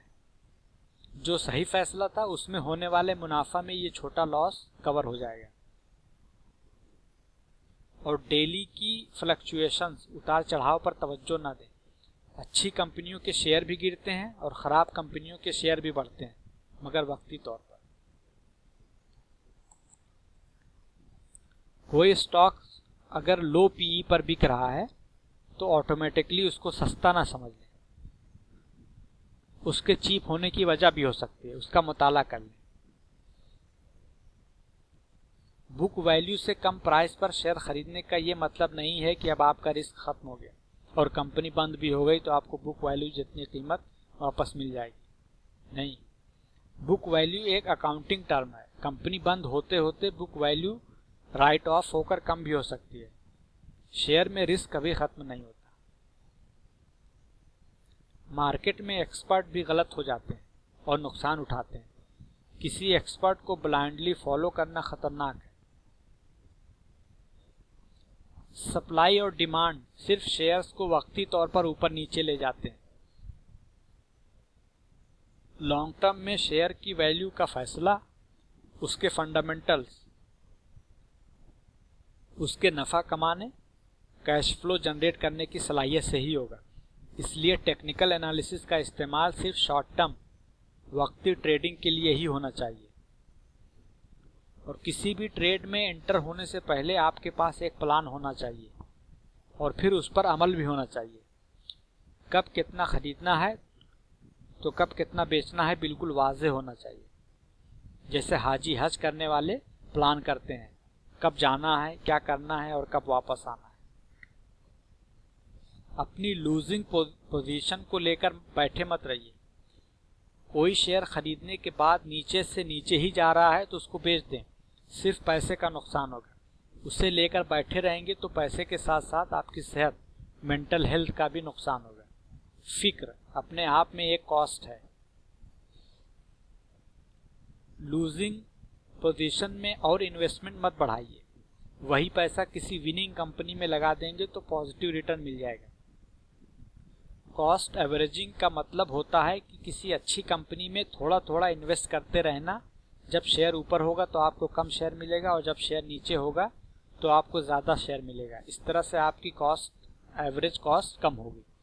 इसका ये मतलब नहीं है कि किसी लूज़र कंपनी जो 20-30% से ज़्यादा गिर गई हो और गिरती जा रही हो उसमें नया इन्वेस्ट करके कॉस्ट एवरेज करें, एवरेज खरीद की कीमत कम करें। ये स्टूपिड है। आपको इन्वेस्ट रिटर्न के लिए करना है, मुनाफा के लिए करना, अपनी कॉस्ट को एवरेज करने के लिए नहीं। कंपनी खराब है, लूजर है, तो जो भी नुकसान हुआ है उसको कट करके निकल जाइए, उसमें और पोजीशन मत बिल्ड करिए। इस तरह की कॉस्ट एवरेजिंग सिर्फ बेवकूफ़ करते हैं। आपने इन्वेस्ट किया, आपका फैसला गलत निकला, अपनी गलती मानिए और उस स्टॉक से छुटकारा हासिल करिए। अब उससे शादी करके ना बैठ जाइए। रेगुलर थोड़ा थोड़ा इन्वेस्ट करते रहने के लिए लोगों को उकसाने, मोटिवेट करने के लिए उससे होने वाले फ़ायदों में से एक फ़ायदा कॉस्ट एवरेजिंग गिनाया जाता है। ये फ़ायदा है बेशक, लेकिन ये इन्वेस्टमेंट की स्ट्रेटजी नहीं है, हिकमत अमली नहीं है। कॉस्ट एवरेजिंग करने के लिए इन्वेस्टमेंट नहीं किया जाता। इन्वेस्टमेंट करते वक्त फाइनेंशियल प्लानिंग का ध्यान रखिए। अपनी 3 महीने से 4 महीने का खर्च कैश में रखिए, बाकी इन्वेस्ट करना शुरू कर दीजिए। और इन्वेस्टमेंट जितनी जल्दी शुरू करेंगे उतना ही अच्छा होगा। एसेट एलोकेशन करिए। अगर आप यंग हैं, प्राइम अर्निंग ईयर में हैं, नौकरी याफ्ता हैं, तो अपनी सेविंग का मेजॉरिटी पोर्शन शेयर्स में इन्वेस्ट करिए। अगर आप रिटायर्ड हैं और सिर्फ पेंशन का सहारा है तो डायरेक्ट शेयर मार्केट से दूर रहिए। अपना सारा पैसा किसी एक ही एसेट, मसलन शेयर में ना डालें, बल्कि दूसरे एसेट्स, गोल्ड, जमीन वगैरह में भी डालें। अक्रॉस एसेट डाइवर्सिफाई करें। शुरू में कम पैसा है तो शेयर्स से शुरुआत कर सकते हैं। इसमें इन्वेस्टमेंट के लिए ज़्यादा कैपिटल की ज़रूरत नहीं पड़ती। और एक एसेट में भी डाइवर्सिफिकेशन करें, मसलन शेयर्स में भी कुछ पैसा बड़ी कंपनियों, लार्ज कैप में लगाएं, कुछ मीडियम साइज की कंपनियों में और तो कुछ छोटी स्मॉल साइज की कंपनियों में इन्वेस्ट करें। अलग अलग सेक्टर्स में डाइवर्सिफाई इन्वेस्ट करें और किसी शेयर में एक साथ ही ना एंटर करें, बल्कि थोड़ा थोड़ा करके कई बार में खरीदें। जो कंपनियां किसी इंडेक्स का हिस्सा हों या जिन कंपनियों में म्यूचुअल फंड और फॉरेन इंस्टीट्यूशनल इन्वेस्टर्स और इंश्योरेंस कंपनियां वगैरह खूब इन्वेस्ट करती हों, उन्हीं कंपनियों में इन्वेस्ट करें। इन लोगों का बिजनेस ही है इन्वेस्ट करना। अगर इनके पास हजारों लाखों करोड़ होते हैं इन्वेस्ट करने के लिए, अगर इन्होंने किसी कंपनी को नज़रअंदाज कर दिया है, उसमें पैसा नहीं इन्वेस्ट किया है, तो ये बड़ी अजीब बात है। अगर कोई कंपनी मुनाफा बख्श हो और ये लोग उसको छोड़ दें, ऐसा नहीं हो सकता। मैं ये नहीं कह रहा हूं कि जहां वो इन्वेस्ट करें वहीं आप भी कर लें। आपको अपनी रिसर्च खुद करनी होगी। ये सिर्फ अनजान कंपनियों से बचने में मदद देगा। सच्चाई ये है कि हम रिटेल इन्वेस्टर्स के पास इतनी सलाहियत और इतने वसाइल रिसोर्सेज नहीं हैं कि हम इन बड़े बड़े इन्वेस्टर्स से पहले किसी अच्छे स्टॉक को डिस्कवर कर लें और उनमें इन्वेस्ट करके बैठ जाएं। कोई एक दो एक्सेप्शन हो सकता है, मगर मोस्ट ऑफ द टाइम नई और अनजान कंपनी में इन्वेस्ट करके हम नुकसान ही उठाएंगे। जिन कंपनियों में म्यूचुअल फंड और एफआईआईज इन्वेस्ट करती हैं, उनमें इन्वेस्ट करने का एक फ़ायदा ये भी होता है कि ये लोग कंपनी के मैनेजमेंट पर नज़र रखते हैं कि वो कोई उल्टा सीधा काम तो नहीं कर रहे। हम रिटेल इन्वेस्टर्स के पास इतना वक्त और एनर्जी नहीं है कि हम मैनेजमेंट को सीधा रख सकें। शेयर्स में इन्वेस्ट करते वक्त अपनी एक्सपेक्टेशंस, तवक्को को रियल रखें। शॉर्ट टर्म में मार्केट में पागलपन, मैडनेस देखने को मिल सकती है, मगर लॉन्ग टर्म में इन्वेस्टर्स का रिटर्न वही होना चाहिए जो उसकी कंपनी ने नफा कमाया है। आप कोई बिजनेस करते तो आपका वही मुनाफा होता जो उस बिजनेस का मुनाफा होता। सिंपल लॉजिक है। मार्केट में इंसैनिटी, पागलपन का दौरा पड़ता है और किसी अच्छी इंडस्ट्री या शेयर जिसका फ्यूचर प्रॉस्पेक्ट अच्छा होता है, उसकी कीमत इतना ऊपर जाने लगती है कि पूछो नहीं, और किसी इंडस्ट्री या कंपनी जिसका प्रॉस्पेक्ट खराब होने वाला होता है, उसकी प्राइस इतनी गिरती है कि पूछो नहीं। हमेशा याद रखें, ये पागलपन शॉर्ट टर्म होगा। लॉन्ग रन में मार्केट हमेशा अपने माकूल लॉन्ग टर्म वैल्यूएशन पर वापस आती है। Markets tend to return to the mean over time. यही लालच और खौफ का हिस्टीरिया अक्लमंद इन्वेस्टर्स के लिए मौका होता, अपॉर्चुनिटी होती है। मार्केट में पैनिक खूब फैला हो और कोई शेयर अपनी असल वर्थ से, अपनी फेयर वैल्यू से बहुत नीचे आ गया हो, तो आप भी खौफजदा ना हो। कंपनी के एनालिसिस करने के बाद इन्वेस्टमेंट करने के काबिल पाएं तो उसमें इन्वेस्ट कर दें। मार्केट सूनर और लेटर अपने होश में आएगी और उस कंपनी की अर्निंग के मुताबिक वैल्यूएशन शुरू हो जाएगा। इसी तरह अगर कोई अच्छी कंपनी मार्केट के पागलपन में बहुत ऊपर चली जाए तो आप भी लालच में उसमें ना कूद जाएं। शेयर्स हमेशा सही वैल्यूएशन पर ही खरीदें। जिस शेयर को जितना भागना हो भाग ले, वापस लौटकर उसे अपने अर्निंग के लेवल के वैल्यूएशन पर ही आना है। और अगर किसी शेयर ने हद से ज़्यादा प्राइस में इंक्रीज देख ली है तो वो आने वाले वक्तों में स्लो डाउन देखेगी, यहाँ तक कि वो अपने सही वैल्यूएशन पर आ जाए। आप अक्सर देखेंगे कि बहुत अच्छी इंडस्ट्री या कंपनी अंडर परफॉर्म कर रही है। उसकी वजह यही है कि उसने पहले अपनी हद से ज़्यादा परफॉर्म कर लिया था, अब अपनी औकात पर वापस आ रहा है। इसलिए हाई वैल्यूएशन पर कभी भी शेयर ना खरीदें, चाहे कंपनी कितनी ही अच्छी क्यों ना हो, उसे पलटकर अपनी औकात पर आना ही है।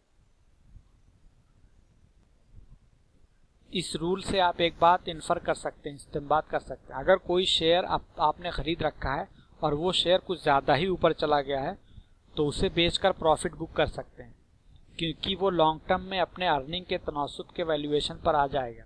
यानी आप कुछ साल तक अंडर परफॉर्म करके वापस अपने सही डिजर्विंग वैल्यूएशन पर आएगा। इस तरह आप ज़्यादा प्रॉफिट थोड़े वक्त में कमा कर निकल सकते हैं। ज़्यादा लालच में पड़ने की ज़रूरत नहीं है। वो ऊपर जाता शेयर ऊपर ही नहीं जाता रहेगा। Ultimately reality will catch up. Excess किसी भी साइड में, चाहे एक्सेसिव हाई प्राइस या एक्सेसिव लो प्राइस, परमानेंट नहीं होती। कंपनी जैसा परफॉर्म करेगी, जैसा मुनाफा कमा रही है, उसका शेयर सूनर और लेटर वही रिफ्लेक्ट करना शुरू कर देगा। दिस टाइम इज डिफरेंट जुमले पर बेवकूफ ही मान लाते हैं। जब मार्केट में पैनिक हो लोग शेयर्स खरीदने के लिए तैयार ना हो, खौफजदा हो, उस वक्त शेयर खरीदने की रिसर्च शुरू कर दीजिए और अच्छे शेयर्स को खरीद लीजिए। और जब हर कोई मार्केट के ऊपर ही जाने, बुल मार्केट के होने का शोर मचाने लगे, तो टीवी बंद करके मार्केट से छुट्टी ले लें, मार्केट के करीब न जाएं। अब आप रेडी हैं। अगर अब भी आप रेडी होने की फीलिंग नहीं पा रहे हैं तो एक बार फिर सीरीज को देख लें और थोड़ा वक्त दीजिए। थोड़ा सा मार्केट के टच में रहिए और कंपनियों पर रिसर्च करते रहिए, वॉच करते रहिए। इंशाल्लाह आप बहुत कॉन्फिडेंस के साथ शेयर मार्केट में इन्वॉल्व हो जाएंगे। अगर फिर भी किसी वजह से सलाहियत या वक्त की कमी से खुद स्टॉक मार्केट में हिस्सा नहीं ले पा रहे हैं, तो मार्केट में पार्टिसिपेट होने का एक इनडायरेक्ट तरीका भी है, उसको हम अगले प्रेजेंटेशन में कवर कर लेंगे। तब तक आप इसी पर मेहनत करिए। ये लाइफ टाइम काम आने वाली सलाहियत है, इसमें लगाया गया वक्त और एनर्जी बेकार नहीं जाएगी, इसलिए कोशिश यही कीजिए कि इसको सीख लें। जब तक आप खुद अपना माइंड नहीं अप्लाई करेंगे, ट्रायल और एरर नहीं करेंगे, तब तक सीखेंगे नहीं। जितना पैसा आप इस हुनर को सीखने के बाद कमा सकते हैं, इससे कम पैसा कमाने वाले हुनर, स्किल्स को सीखने में लोग महीनों, अक्सर सालों तक की ट्रेनिंग लेते हैं और वक्त और पैसा दोनों खर्च करते हैं। एक बार आप इसको सीखकर इसका मुनाफा उठाने लगेंगे तो अफसोस करेंगे कि मैंने ये पहले क्यों नहीं सीखा, अब तक कितना पैसा कमा चुका होता। इस पूरी सीरीज की समरी, खुलासा ये है कि अपनी मुस्तकबिल की माशी ज़रूरियात, फाइनेंशियल गोल्स को हासिल करने के लिए सेविंग, बचत करना ज़रूरी है। और इस सेविंग को महंगाई, इन्फ्लेशन के नुकसान से बचाने और उसको बढ़ाने, ग्रो करने में के लिए इन्वेस्टमेंट करना ज़रूरी है। इन्वेस्ट करने के बहुत सारे एसेट्स हैं, जिसमें से एक है शेयर, स्टॉक। किसी कंपनी के शेयर में इन्वेस्ट करने के लिए ये जानना ज़रूरी है कि उस कंपनी का फ्यूचर ग्रोथ प्रॉस्पेक्ट क्या है, उसका मुनाफा, अर्निंग कैसी है।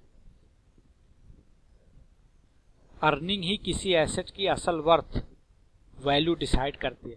इसलिए जो भी फैक्टर किसी कंपनी की अर्निंग पर असरअंदाज हो सकते हैं, उनका इल्म हासिल करना ज़रूरी है। इसके लिए फंडामेंटल एनालिसिस की जाती है, जिसमें इकोनॉमी की कंडीशन का मुताला किया जाता है कि क्या वो बिजनेस के लिए पॉजिटिव है, ग्रो कर रही है, लोगों की इनकम और स्पेंडिंग पावर बढ़ रही है कि नहीं, वगैरह। इकोनॉमी इस वक्त किस स्टेज में है जानने से पता चलता है कि कौन कौन सी इंडस्ट्री उस खास माहौल में बेहतर परफॉर्म करेगी।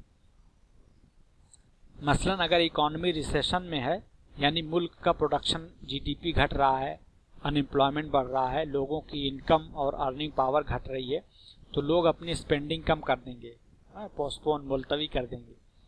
यानी इस कंडीशन में कंज्यूमर डिस्क्रिशनरी इंडस्ट्री, जो महंगे और टिकाऊ कंज्यूमर ड्यूरेबल सामान, मसलन कार, रेफ्रिजरेटर, ट्रैक्टर, एसी, और वो कंपनियां जो ज़रूरियात ज़िंदगी का हिस्सा नहीं है, जिन्हें कंज्यूमर मुलतवी भी कर सकते हैं, मसलन टूर एंड ट्रैवल, महंगे होटल में खाना, ज्वेलरी और महंगी घड़ी वगैरह वाली कंपनियां अंडर परफॉर्म करेंगी।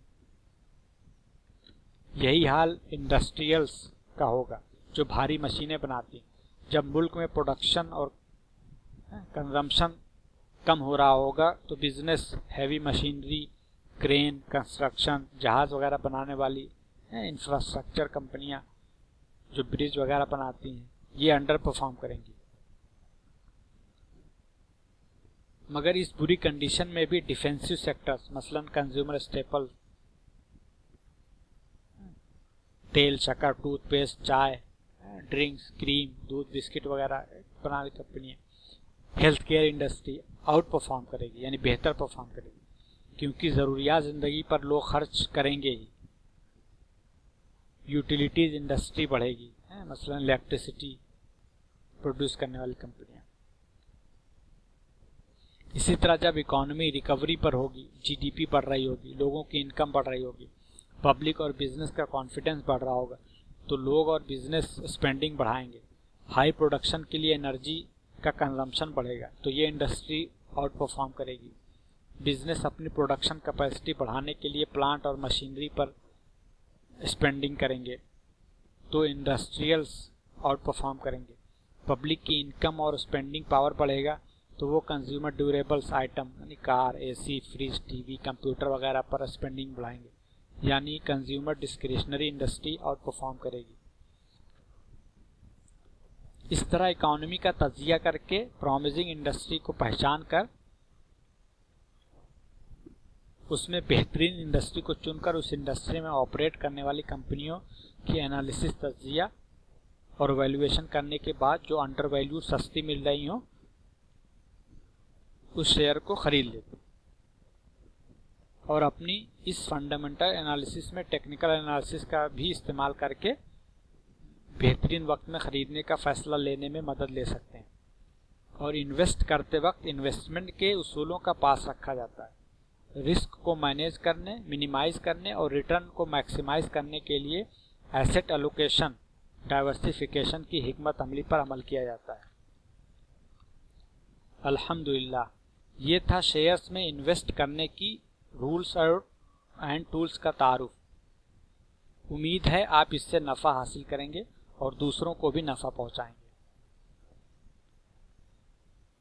इस पूरी एक्सरसाइज का नतीजा फाइनेंशियल फ्रीडम हो सकता है। इस दुनिया में जिसे फाइनेंशियल फ्रीडम, माश की फिक्र से निजात मिल जाए और अल्लाह जिसे हिकमत भी अता कर दे तो समझिए कि उस पर अतमाम नेमत हो गई।